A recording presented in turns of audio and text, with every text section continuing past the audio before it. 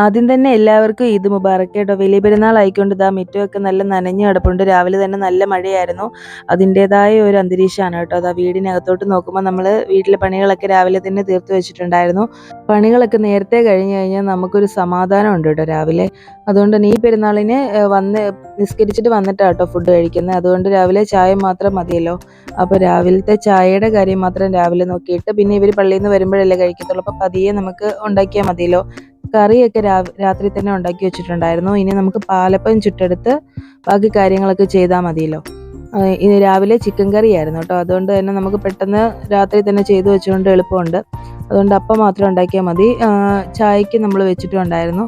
പിന്നെ എല്ലാം പെട്ടെന്നായിരുന്നു കേട്ടോ. ഭയങ്കര ധൃതിയായിരുന്നു. പിന്നെ അവർ പള്ളിയിൽ പോകാൻ ഇറങ്ങിയിട്ടുണ്ടായിരുന്നു. പിന്നെ പള്ളിയിൽ നിന്ന് തിരിച്ചു വന്നിട്ട് നമ്മൾ എല്ലാവരും കൂടെ ഒരുമിച്ചിരുന്നാണ് കേട്ടോ രാവിലത്തെ ബ്രേക്ക്ഫാസ്റ്റ് കഴിച്ചത്. നല്ല ചൂടപ്പവും ചിക്കൻ കറിയുമായിരുന്നു കേട്ടോ രാവിലെ. എപ്പോഴത്തെയും പോലെ ഈ പെരുന്നാളിലും നമ്മൾ രാവിലത്തെ ഫുഡ് നമ്മുടെ സ്വന്തം വീട്ടിൽ നിന്ന് തന്നെയാണ് കേട്ടോ കഴിക്കുന്നത്. എല്ലാവരും ഒരുമിച്ചിരുന്ന് കഴിച്ചിട്ട് നമ്മൾ റെഡിയായിട്ട് ഇക്കയുടെ വീട്ടിലേക്ക് പോകും.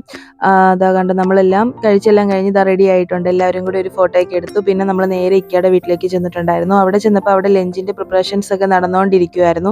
അപ്പോൾ ഞാൻ ചുമ്മാ വെളിയിലോട്ട് നോക്കിയപ്പോൾ എന്താ നല്ല മഴയുണ്ടായിരുന്നു കേട്ടോ. ഉമ്മച്ചിയുടെ ചെടികൾക്കിടയിലൂടെയൊക്കെ നമുക്ക് കണ്ട് മഴയുടെ ഇതൊക്കെ കാണാം. നല്ല ഭംഗിയുണ്ടായിരുന്നു കാണാൻ. അപ്പോൾ ആ ഒരു വീഡിയോ ഞാൻ എടുത്തതാണ്. നല്ല മഴയായിരുന്നു. അന്നത്തെ ദിവസം നമ്മൾ പിന്നെ വേറെ എവിടെയും പോയിട്ടില്ല. ബീച്ചിലൊക്കെ പോകാമെന്ന് പ്ലാൻ ചെയ്തതായിരുന്നു. പക്ഷെ ഒന്നും നടന്നില്ല മഴയായതുകൊണ്ട്. വീടിനകത്ത് തന്നെ ഇരിക്കാനേ പറ്റിയുള്ളൂ. പിന്നെ അടുക്കളയിൽ നല്ല ചിക്കൻ വറുക്കുന്നുണ്ടായിരുന്നു കേട്ടോ. നല്ല ചിക്കൻ വറുത്തതും ബീഫ് ബിരിയാണിയും അതൊക്കെയായിരുന്നു കേട്ടോ നമ്മുടെ ലഞ്ച്.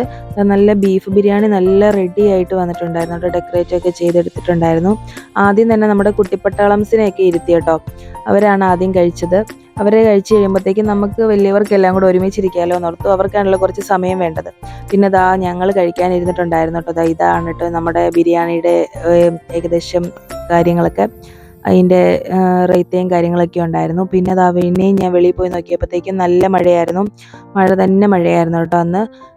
ഫുള്ള് മഴ. പിന്നെ അവിടെ പോയി കുറച്ച് നേരം നോക്കിയിരുന്നു കേട്ടോ. മഴ നോക്കിയിരുന്നു. ബിരിയാണിയൊക്കെ കഴിച്ചതിൻ്റെ ആ ഒരു ക്ഷീണം നമുക്ക് മാറണ്ടേ. അങ്ങനെ നമ്മൾ വെളിയിലോട്ടൊക്കെ ഇറങ്ങി എല്ലാവരും ഇരുന്നിട്ടുണ്ടായിരുന്നു. അത് കഴിഞ്ഞപ്പോൾ പിന്നെ എല്ലാവരും ചോക്കോ ബാർ കഴിച്ചു കേട്ടോ. ചോക്കോ ബാർ ഉണ്ടായിരുന്നു നമുക്ക് സ്വീറ്റ്സ് ആയിട്ട്. അത് കഴിഞ്ഞ് പിന്നെ കുറച്ച് ഫോട്ടോഷൂട്ടായിരുന്നു. പിള്ളേരെയൊക്കെ നിർത്തി കുറച്ച് ഫോട്ടോസൊക്കെ എടുത്തിട്ടുണ്ടായിരുന്നു. ഇവരെപ്പോഴും നിൽക്കും കേട്ടോ. ഇവനാണെങ്കിൽ കൂടെ നിൽക്കത്തില്ല. അതുകൊണ്ട് ഇവൻ്റെ ഞാൻ സെപ്പറേറ്റ് ഫോട്ടോ എടുത്ത് വെക്കുവേ. പിന്നെ അത് കഴിഞ്ഞ് നല്ല നല്ല പായസം ഉണ്ടായിരുന്നു. സേമിയ പായസം അതും കുടിച്ചിട്ടുണ്ടായിരുന്നു. പിന്നെ വയറ് ഫുള്ളായിട്ട് ഇരിക്കുമായിരുന്നു കേട്ടോ. പിന്നെ എല്ലാവരും പോയി കടന്നു. പിന്നെ നേരെ എൻ്റെ വീട്ടിൽ പോയിട്ടോ. എൻ്റെ വീട്ടിലും ബീഫ് ബിരിയാണി തന്നെയായിരുന്നു. അപ്പോൾ ഞങ്ങളുടെ പെരുന്നാൾ ഇങ്ങനെയൊക്കെയായിരുന്നു കേട്ടോ. ഇഷ്ടമായാൽ സപ്പോർട്ട് ചെയ്യണം.